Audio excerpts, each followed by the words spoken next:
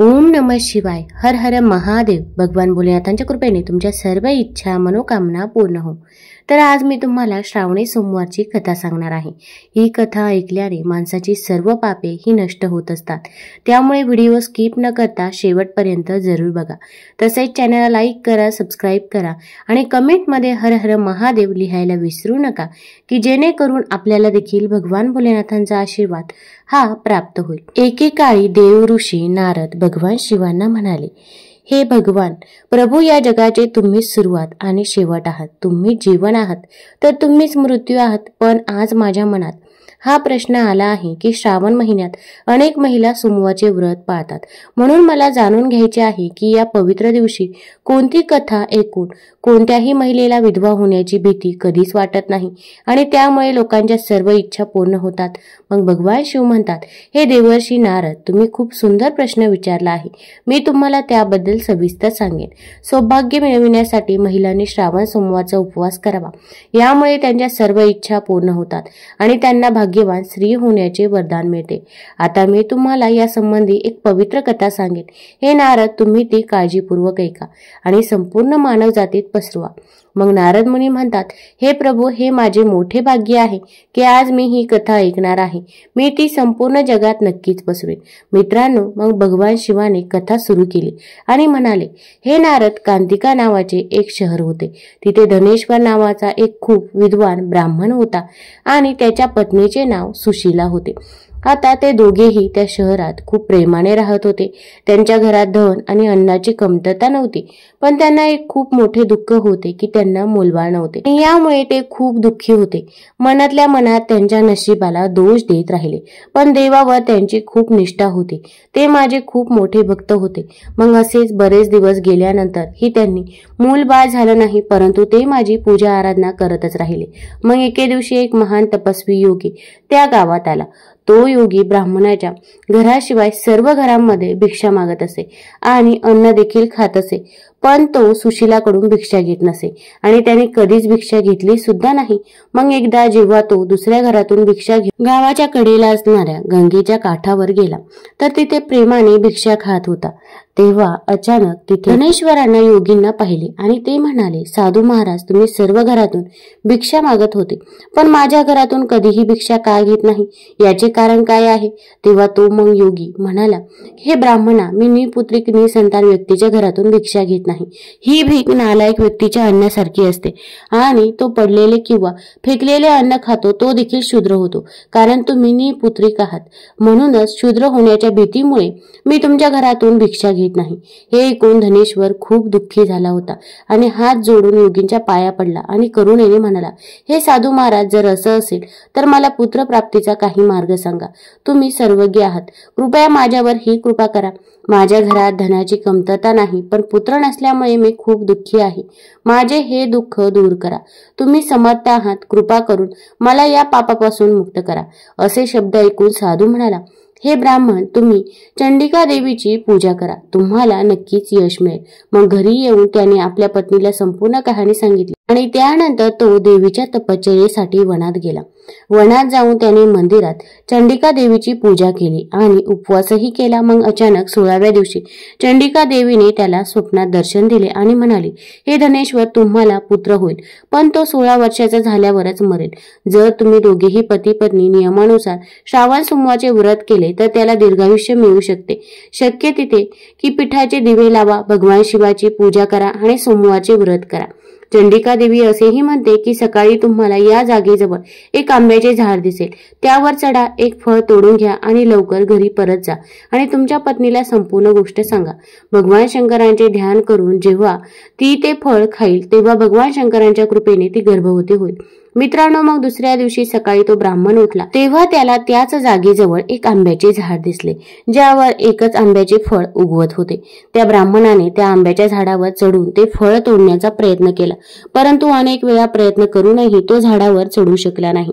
मग तो ब्राह्मण खूप काळजीत पडला आणि त्याने विघ्नांचा नाश करणाऱ्या श्री गणेशजींना प्रार्थना करायला सुरुवात केली आणि म्हणाला, हे दयाळू लंबोदर, तू जो तुझ्या भक्तांचे विघ्न दूर करतोस, त्यांचे शुभ कार्य करतोस, दृष्टांचा नाश करतो, धन आणि समृद्धी देतोस, माझ्यावर ही दया कर आणि मला इतकी शक्ती दे की मी माझी इच्छा पूर्ण करू शकेन. मला युक्ती आणि शक्ती द्या, जेणेकरून मी या झाडाचे फळ तोडू शकेन. अशा प्रकारे गणेशजींना प्रार्थना केल्यावर त्यांच्या कृपेने गणेश्वर झाडावर चढला आणि त्याला ते अतिशय सुंदर आंब्याचे फळ दिसले. त्याला वाटले की हे वरदान म्हणून मिळालेले फळ आहे आणि दुसरे कोणतेही फळ दिसत नाही. गणेश्वर ब्राह्मणाने ते फळ पटकन तोडले, घरी परतले आणि ते आपल्या पत्नीला दिले आणि नंतर त्याच्या पत्नीने तिच्या पतीच्या सूचनेनुसार ते फळ खाल्ले. मित्रांनो, आता काळाप्रमाणे भगवान शिवाच्या आशीर्वादाने ब्राह्मण धनेश्वराची पत्नी ते फळ खाऊन गर्भवती झाली. देवी मातेच्या असीम कृपेने तिला एक अतिशय सुंदर मुलगा झाला, ज्याचे नाव तिने देवदास ठेवले. पालकांचा आनंद आता गगन भरारी घेत होता आणि सुख आणि दुःखाने ते मूल शुक्ल पक्षाच्या अगदी चंद्रासारखे वाढू लागले आणि तो काही वेळातच तो मुलगा तारुण्यात पोहोचला. माता भवानीच्या कृपेने तो मुलगा खूप देखणा, सुस्वभावी आणि अभ्यासात खूप हुशार झाला. माता चंडिका देवीच्या आज्ञेनुसार त्याच्या पालकांनी त्यांचा मुलगा दीर्घायुषी व्हावा म्हणून 16 सोमवार उपवास करण्यास सुरुवात केली आणि मग 16व्या वर्षी येताच देवी त्याच्या पालकांना खूप काळजी वाटली की या वर्षी त्यांचा मुलगा मरण पावेल. म्हणून त्यांनी मनात विचार केला की जर त्याच्या डोळ्यासमोर हा अपघात झाला तर ते कसे सहन करतील, ते सुद्धा मरतील. असा विचार करत एके दिवशी धनेश्वर आणि त्यांची पत्नी आपापसात चर्चा करू लागले आणि मग त्यांनी देवीदासच्या मामाला बोलावून सांगितले की आम्हाला वाटते की देवीदासने काशीला जाऊन 1 वर्ष शिक्षण घ्यावे आणि आम्हाला त्याला एकटेही सोडायचे नाही, म्हणून तुम्ही त्याच्यासोबत जा आणि 1 वर्षानंतर त्याला परत घेऊन या. त्यानंतर त्यांनी त्याला सर्व आवश्यक गोष्टी आणि भरपूर पैसे दिले आणि वाटेत दानधर्म करण्याची व्यवस्था देखील केली. त्याच्या पालकांनी देवीदासला घोड्यावर बसवले आणि त्याच्या मामाला त्याच्यासोबत काशीला पाठवले.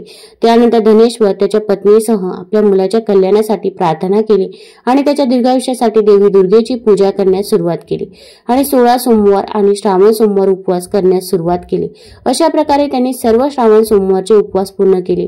काही काळानंतर एके दिवशी मामा भाचा दोघेही रात्रीच्या वेळी एका शहरात विश्रांतीसाठी थांबले होते. त्या दिवशी त्या गावात एका ब्राह्मणाच्या अतिशय सुंदर आणि प्रतिभावान मुलीचा विवाह होता. तर तिचे नाव होते तर ते म्हणजे सुकन्या. आता ती देखील भगवान शिवाची एकनिष्ठ भक्त होती. योग्य वर मिळवण्यासाठी तिनेही 16 सोमवार उपवासही केला होता. ज्या धर्मशाळेवर मिरवणूक वरात होती त्याच धर्मशाळेत देवीदास आणि त्याचे मामा देखील राहत होते. योगायोगाने वधूवरांचे हळद आणि इतर लग्नापूर्वीचे विधी पूर्ण झाले, परंतु लग्नाच्या वेळी वराला धनुर्वाताचा आजार झाला. त्यामुळे पीडित वराशी लग्न करणे योग्य नव्हते. यामुळे वराच्या वडिलांनी त्यांच्या कुटुंबातील सदस्यांची चर्चा केल्यानंतर निर्णय घेतला की हा देवीदास देखील खूप सुंदर आहे, हा माझ्या मुलीशी लग्न करेल का आणि नंतर लग्नाचे इतर विधी माझ्या मुलासोबत करेल. असा विचार करून तो देवीदासच्या मामांकडे गेला आणि म्हणाला, तुमच्या भाच्याला आम्हाला काही काळ जेणेकरून लग्नाचे सर्व शुभ कार्य सुरळीत पार पडतील यासाठी मी तुम्हाला इच्छित रक्कम देईन आणि कृपया दयाळू व्हा आणि माझ्यावर एक उपकार करा. मी तुमच्याकडे मोठ्या आशेने आलो आहे. हे बोलून तो शांत झाला. मग त्याचे मामा म्हणाले, ठीक आहे, पण माझी एक अट आहे की कन्यादानाच्या वेळी वराला जे काही मिळेल जर आपण ते त्याला दिले तर माझा भाचा या लग्नाच्या मिरवणुकीचा वर होईल. वराच्या वडिलांनी हे मान्य केले आणि त्यांनी आपल्या भाच्याला वर बनवण्यासाठी पाठवले आणि रात्री त्याच्यासोबत लग्नाचे सर्व कार्यक्रम पूर्ण झाले. पण जेव्हा वरनी वधू त्याच्या खोलीत जेवायला बसले तेव्हा देवीदास त्या अज्ञात महिलेसोबत म्हणजेच त्याच्या पत्नी बनलेल्या महिलेसोबत जेवू शकला नाही आणि तो मनात विचार करू लागला की मला माहित नाही की ती कशी स्त्री असेल. तो एकांतात या विचारात हरवून गेला आणि त्याच्या डोळ्यात अश्रू आले. मग वधूने विचारले की काय झाले आहे, तुम्ही इतके दुःखी आणि उदासीन का आहेत. मग त्याने तिला वराच्या वडिलांशी आणि त्याच्या मामाशी झालेल्या सर्व गोष्टी सांगितल्या. मग मुलगी म्हणाली, हे ब्रह्मविवाहाच्या विरोधात कसे असू शकते. मी तुम्हाला देवासमोर ब्राह्मण आणि अग्नीसमोर माझा पती बनवले आहे, म्हणून तुम्हीच आता माझे पती आहात. मी नेहमीच तुमची पत्नी असेल. मी मृत्यू स्वीकारेन पण दुसऱ्या कोणालाही नाही. मग देवीदास म्हणाला, माझे वय खूप कमी आहे म्हणून असे करू नकोस. माझ्या मृत्यूनंतर तुझे काय होईल या गोष्टीचा नीट विचार कर. पण ती एक दृढ विचारांची स्त्री होती. ती म्हणाली की तुम्हाला जे काही होईल तेच माझेही भाग्य असेल. हे स्वामी, तुम्ही उठा आणि आता जेवून घ्या. तुम्हालाही भूक लागली असेल. यानंतर देवीदास आणि त्याची पत्नी दोघेही जेवण केले आणि उर्वरित रात्र ते दोघेही एकत्र झोपले. सकाळी देवीदासने आपल्या पत्नीला 3 रत्नांनी जडलेली अंगठी, एक रुमाल दिला आणि म्हणाला, हे प्रिये, हे घे आणि हे चिन्ह म्हणून घे आणि शांत हो. माझा मृत्यू आणि जीवनाबद्दल जाणून घेण्यासाठी एक फुलांची बाग बनव. त्यात एक नवीन सुगंधित चमेली लाव. दररोज पाणी घाल आणि आनंदाने जगा. ती फुलं खूप उमलतील आणि ज्या दिवशी मी मरेन ती फुले सुकतील आणि जेव्हा ती पुन्हा अगदी हिरवी होतील तेव्हा मी जिवंत आहे हे समजून घ्या. या सर्व गोष्टी समजावून सांगितल्यानंतर तो तिथून काशीकडे निघून गेला. तसेच दुसऱ्या दिवशी सकाळ होता वाद्य वाजू लागली. बराती लग्नाच्या विधी पूर्ण करण्यासाठी मंडपात आले. तेव्हा मुलीने वराला नीट पाहून तिच्या वडिलांना सांगितले की हा माझा नवरा नाही, माझा नवरा तोच व्यक्ती आहे ज्याच्याशी मी लग्न केले होते. मी याच्याशी लग्न केलेले आहे. जर हा तोच असेल तर मला सांगा की मी त्याला काय दिले होते. मधुरपका आणि कन्यादानाच्या वेळी मी त्याला दिलेले दागिने मला दाखवा आणि रात्री मी त्याला सांगितलेल्या सर्व गुप्त गोष्टी मला सांगा. वडिलांनी वराला तिच्या इच्छेनुसार बोलवले. हे सर्व ऐकून मुलीने सांगितले की त्याला काहीही माहीत नाही. त्यानंतर तो लज्जेने ठिकाण सोडून गेला आणि संपूर्ण लग्न समारंभही अपमानित होऊन परतला. भगवान शिव म्हणाले, हे नारद, अशा प्रकारे देवीदास शिक्षण घेण्यासाठी काशीला गेले. काही वेळ गेला तेव्हा काळाच्या प्रेरणेने रात्री एक साप त्याला चावायला आला. त्या विषारी सापाच्या प्रभावामुळे त्याची झोपण्याची जागा सर्व बाजूने विषारी झाली. परंतु उपवासाच्या प्रभावामुळे तो त्याला चावू शकला नाही, कारण त्याची आई आधी श्रावण सोमवारचा उपवास पाळत होती आणि त्याची पत्नी, जी एका ब्राह्मणाची मुलगी होती, तिनेही तिच्या पतीच्या दीर्घायुष्यासाठी आणि देवीदास सारख्या पतीसाठी 16 सोमवारचा उपवास पाळला होता. आता यानंतर काळ म्हणजेच यमराज स्वतः मध्यरात्री तिथे आला आणि त्याच्या शरीरातून त्याचा जीव घेण्याचा प्रयत्न करू लागला. परंतु अनेक प्रयत्न करूनही यमराज त्याचा जीव घेण्यामध्ये यशस्वी ठरला नाही. जेव्हा देवदास पृथ्वीवर बेशुद्ध होऊन पडला तेव्हा देवाच्या कृपेने भगवान शंकर पार्वतीजींसह त्याच क्षणी तिथे पोहोचले. त्याला बेशुद्ध अवस्थेत पाहून पार्वतीजींनी भगवान शिव यांना प्रार्थना केली, हे प्रभू, या मुलाच्या आईने आधी श्रावण सोमवारचा उपवास ठेवला होता, त्यामुळे हे प्रभू कृपया त्याला जीवन द्या. माता पार्वतीच्या विनंतीनुसार भक्तप्रेमी भगवान शिव यांनी त्याला जीवनदान दिले. मित्रांनो, अशा प्रकारे या उपवासाच्या परिणामामुळे मृत्यूलाही मागे हटावे लागले आणि मग काही काळानंतर देवीदास निरोगी होऊन उठून बसला.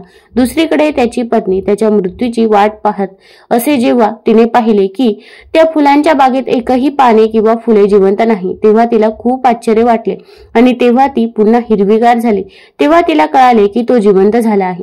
हे पाहून ती तिच्या वडिलांना खूप आनंदाने सांगू लागले की बाबा, माझा नवरा जिवंत आहे, तुम्ही त्याचा शोध सुरू करा.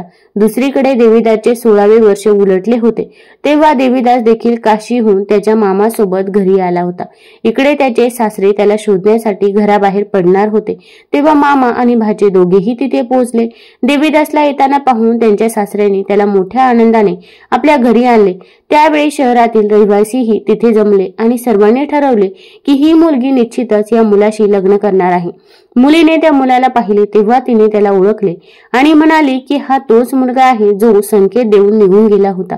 त्यानंतर सर्वजण म्हणू लागले की तो आला आहे, हे चांगले आहे आणि शहरातील सर्व रहिवासी आनंदित झाले. भगवान शिवजी म्हणू लागले की अशा प्रकारे श्रावण सोमवारच्या व्रताच्या परिणामामुळे धनेश्वरला मुलगा झाला आणि ज्या स्त्रिया 16 सोमवारचे व्रत करतात त्यांना विधत्वाचे दुःख होत नाही, त्या नेहमीच भाग्यवान राहतात. हे माझे वचन आहे, यात काही शंका नाही. हे व्रत पुत्र आणि नातवंडे देते आणि सर्व इच्छा देखील पूर्ण करते. हे उपवास करणाऱ्या व्यक्तीच्या सर्व इच्छा पूर्ण होतात.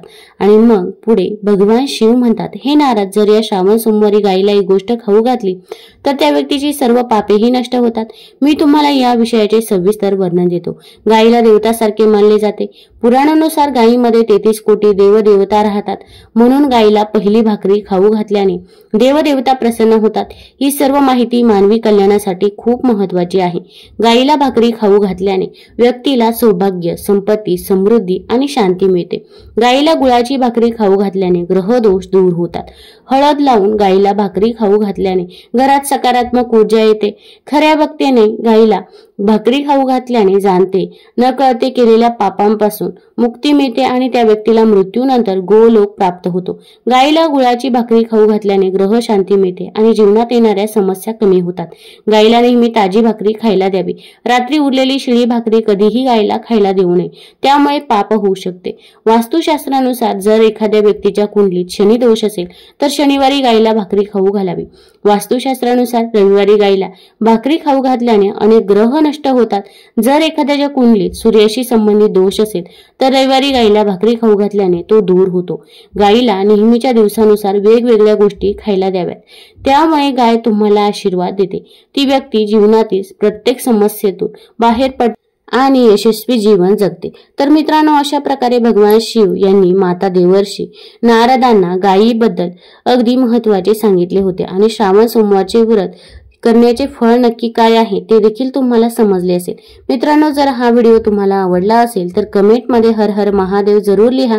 चॅनलला लाईक करा, सबस्क्राईब करा। धन्यवाद।